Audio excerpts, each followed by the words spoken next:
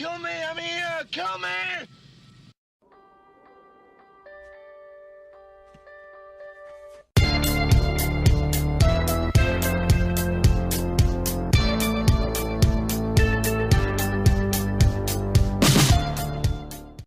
Hey everybody, this is Matthew Movies coming at you with my latest top 10 series.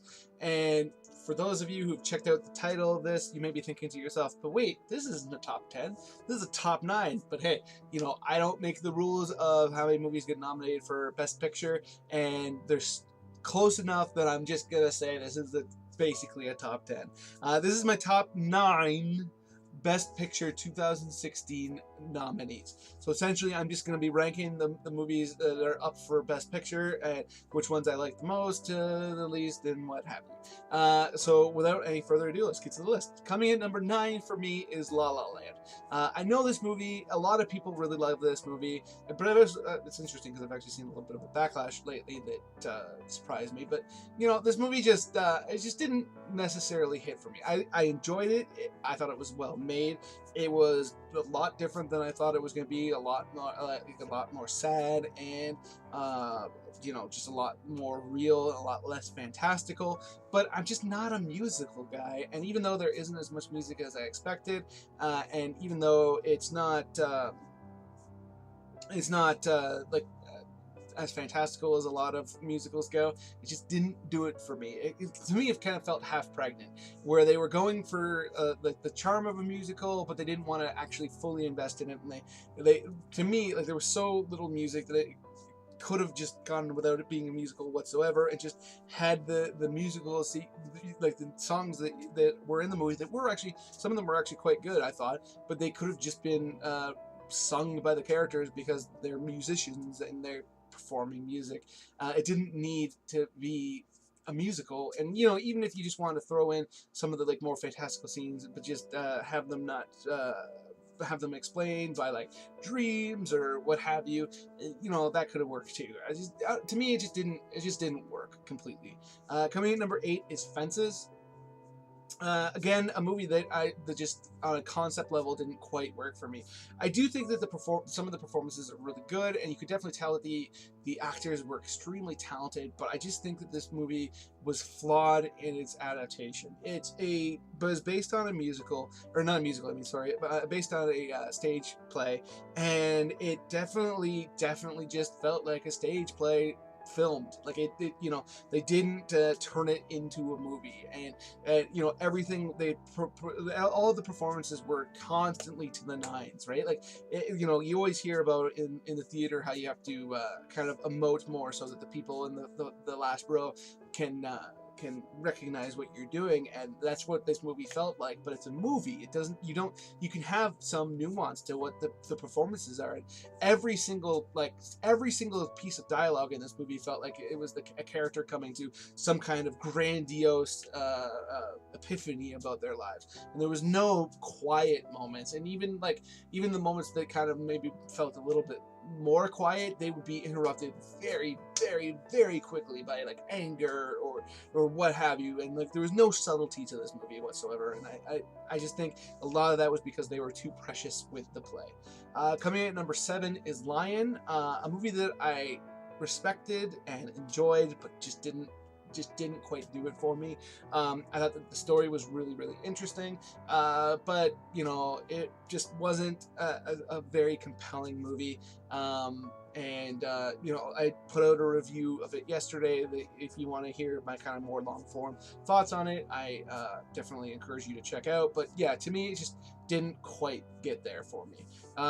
Number 6 is Manchester by the Sea, a movie that, you know, was extremely, extremely well done. I think you know, the story that it was telling couldn't be done better, but you know, it was just I didn't have quite the emotional reaction to it that I did some of the other movies. Now there was scenes in this movie that I was like, oh, like the scene with Michelle Williams and Casey Affleck, that anybody who's seen this movie will recognize what the moment I'm talking about, where they run into each other in the streets. Like, that was just so powerful.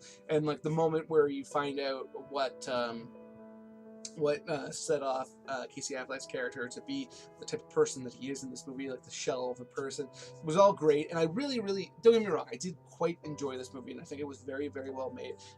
And I definitely respect its nomination for Best Picture. It's just, you know, there was other movies that I thought were better, that I liked more.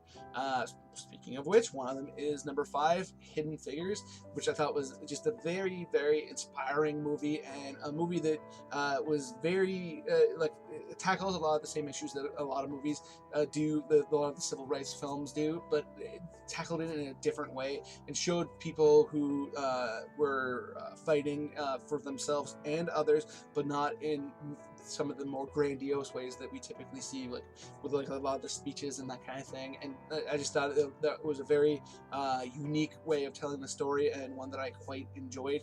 And as a result, this is a movie that really, really worked for me. And this movie really comes down to the performances and the 3 main ladies, Taraji P. Henson, Octavia Spencer, and Janelle Monáe, I believe her name is pronounced. All 3 of them were just so good in their roles that this movie, I don't know how you could possibly not be like, just really enjoy this experience. Coming in at number 4 was Moonlight, which is a movie that I thought was just, you know, just really, really, really well done. The way it was shot was just amazing, and as time goes by, you know, I saw this movie a few weeks ago now, and as I reflected on it more and more, I just respect the way it was shot every day more than I did the day before. I just think it was just such a exceptionally well shot movie that you know, it deserves all the kudos it gets for that alone. And then, you know, the story that it told was one that I've never seen on film before, and especially the way in which it was tackled, whereas you have the main character and you see him in 3 distinct moments in his life that you know, where, you know, where he was a boy, and then he was a teenager on the cusp of trying to become a man, and then when he was a man, trying to get in touch with his inner self and his the boy that he left behind. It was just such a well told movie. The performances were amazing. I forgive me if I get this pronunciation wrong, but Mahershala Ali, I believe his name is. His performance was just so impressive. You know, that I can't say enough about how good of an actor that guy is, and how much I hope to see him do more and more, which definitely seems to be the case, because, you know, he was in Hidden Figures as well, and, you know, his performance in that movie was really, really solid, but he much lesser than Moonlight, because, you know, he had a lot less to do. But yeah, I really, really enjoyed Moonlight. Coming in number 3 is Hacksaw Ridge. And, you know, I do understand why maybe some people may not like it as much as I did. This is a very melodramatic film in the scenes. There are moments where actors are just completely chewing the scenery, like Hugo Weaving, especially in the courtroom scene, and even before it, when he's talking about his sons, you know, he's very, very over dramatized. But at its core, the story that is being told of a pacifist who enlists in the army anyways and refuses to fire a weapon at anybody because he believes that his moral code doesn't allow him to. But he goes in there and he works as a medic, and the way in which he ends up saving all these people, and the fact that it is based on a true story, like, this movie, it was very compelling. And then the way that the battle scenes were shot was just mind-bogglingly good. You know, this is just a movie that I absolutely enjoyed. Coming in at number 2 was Arrival, which is one of my favorite movies of the year, bar none.